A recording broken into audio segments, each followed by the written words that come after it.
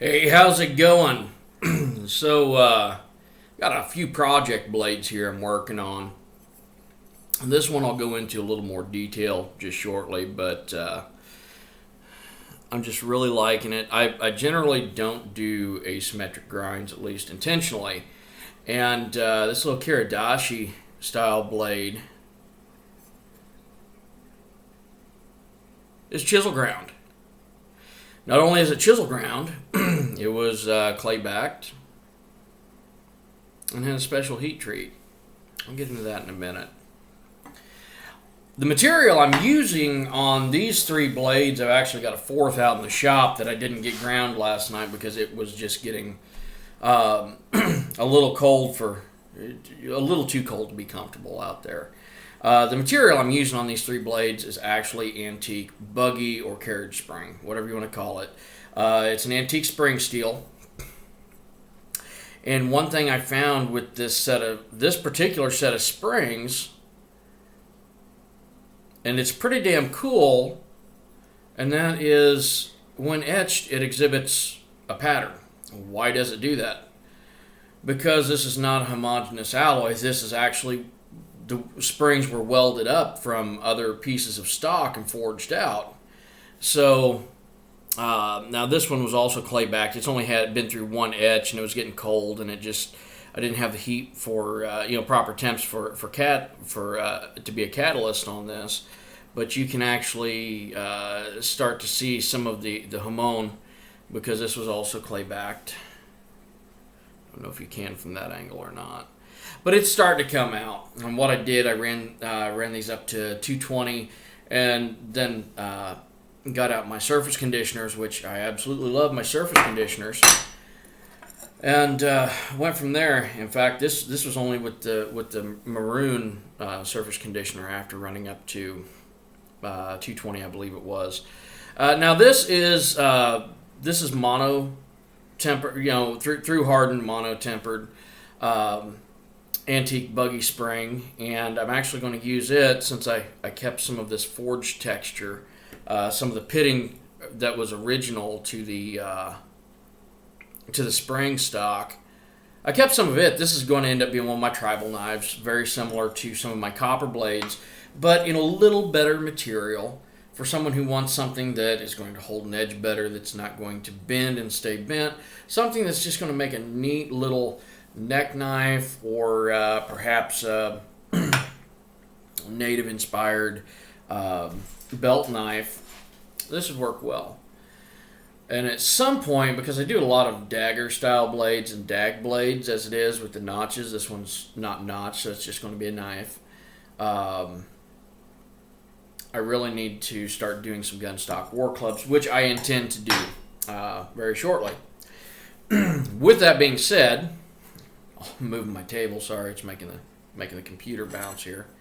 With that being said, I like working with recycled materials on occasion. I usually use virgin stock, but occasionally I'll do some stuff like like these little hunters right here. This actually has a purple heartwood spacer. I haven't put any dye or sealant on the handle yet, and it looks like it's got a little bit of JB weld that needs removed, and the handle is epoxy filled. And this is made out of, yes, you can see from the texture still on the blade that this was made from a bastard file. I used to use a lot of files when I was younger, and I turn out a lot of these little knives. A lot of people buy them, and it's a serviceable little piece, and they're fun to make. I like fun stuff, Bust your ass for years working 3 and 4 jobs to pay off your home, all your property, vehicles, all that. Have some fun. Let's get back to the Kiridashi. Okay, my understanding is these were originally wood carving knives. And much like Kama, the short hand sickles, these were most often chisel ground. Now, why? Well, I suppose if you're trying to do a flat cut or peel off some wood, that's that makes sense, because that's what I do when I use a wood chisel. Now, this is right-handed because the cut of the blade. If it was left-handed, it would come in from the opposite side. And the cool thing is that I went ahead and I did not finish this, the far side, the flat ground portion of it, to the degree that I did the front. Now this is brute de forge, so it does have some texture to it. But you can actually see in this piece, you can see the hamon, you can see the secondary banding, you can see the transition here on the Kiridashi. I hope I pronounced that right. And here on the back, you can still see, even though it wasn't finished to as high of a grit, you can still see a temper line and then transition zones in the steel. Now, I do that. Why? Because it makes a stronger blade? No, it does not make a stronger blade. Not in this case, by any means, but traditionally that's how a lot of the blades were done, and I like to have some fun with that. I like to experiment with it, and kind of honor those of the past who did this on a daily basis. Because one, I do this on a daily basis, and this is who I am. This is what I do. But going back to the material, if you look here on the blade, I don't know if it'll show up on camera, but you have the hardened portion, you have transition zones, and then right up in here, before we get to the dead soft back, where we had just a little bit, maybe a little bit of transformation, you can actually see some of the grain from the material. Now, I had some people ask me earlier on, they're like, are you sure it's not wrought iron? I'm certain it's not wrought iron because, one, I've spark tested this. Wrought iron, if you bend it, is going to stay bent. This was used for springs. I got it in spring form. And this is kind of a cool, fun little project. Now, how did I get the hamon like that? Now, yes, if I had run this up to 600 or 1200 grit, I would have had a more prominent hamon that would not necessarily have had any acid washing to make it pop. But you know what? That ain't my style, man. And I like the subdued gray. However, how did I do the quench? I did the quench in a manner that makes a lot of people's heads explode, and that was with an interrupted water quench. Have your heads exploded yet? Okay. Interrupted water quench. What is an interrupted water quench? An interrupted water quench, the way I do it, is one, I always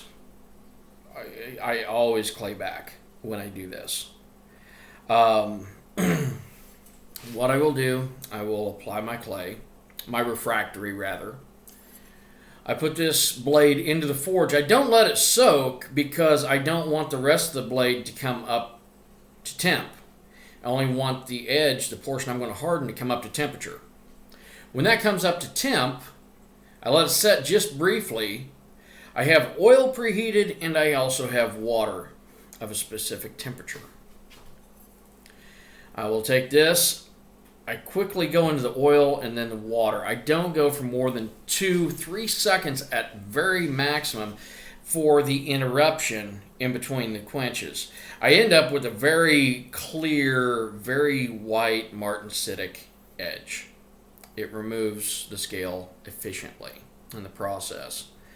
Now, unfortunately, I only ran these up to 36 when I did that.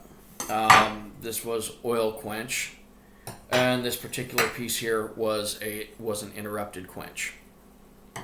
With that interrupted water quench, you do risk the possibility, a factor of destroying your blade. Why? Because you can stress it, it can crack. As soon as these were done, I had a little, I've got a little toaster oven out in the shop. I already had it up to temp. Once these were done, I had knocked the clay off. These went in for stress relief real quick because what I have had happen in the past is right along that transition line, I've had these blades crack. I've had them crack from the edge. I've had beautiful blades that were then junk. It's kind of it's a risky feature. It's a risky attempt. Don't do it unless you are willing to lose what you have worked for. It's a thief, is what it is. But what I am going to do with this, this does have a tapered tang as well. This one came out, and that's one reason I did the etch. Once I cleaned it, I inspected, there were no cracks. I did the etch, there was no cracks. I can see the grain here, and everything is good. What I am going to do, I'm going to put some hardwood handles on this. Probably going to make a Kydex sheath for it, and I'm going to put this fun, neat little knife out on the market. Now, the question is, do I put my mark on that blade and obscure that grain, that temper line? I'm not going to mark the blade. I'll probably mark the handle. And the reason I'm doing that is because I don't want to mess up that blade. That's what I was going for. And I'm really, really enjoying this. Really like it. This particular piece, we're going to see how everything turns out on it. It may end up with a marked handle as well. And the interesting thing about this is that I don't know if it's showing up on camera or not, but that grain structure is actually running the length of the blade. It's not like a random pattern Damascus. In fact, it's probably zones of decarburization or zones of carburization, or a possibility of alloy banding, carbide segregation. I'm not for certain, but it looks cool. It does make a serviceable blade. This one I could etch, but I kind of like the contrast between the white and the black on that, if you would, the polished, and then the rustic and rugged surface. So what I got to do, I've got a few pieces. This one, I've got another one out in the shop. I've got to get it brought in. I've got to do a little bit of work on the handle for it. Processed some deer bone last night, and I got to get back at it. So just before lunch here in central Illinois on a nasty, cold, rainy day, probably sleet and snow. I haven't even really looked outside to see what it's like. But people were reporting this morning that it was pretty nasty out. So I'm going to get to it. Got some things I've got to get taken care of and bounce the camera around a little more. So everybody have a great day. Click subscribe and check out Forged and Fired Knife Makers Marketplace. You might see a knife you like. If not, contact one of us and order one. Later.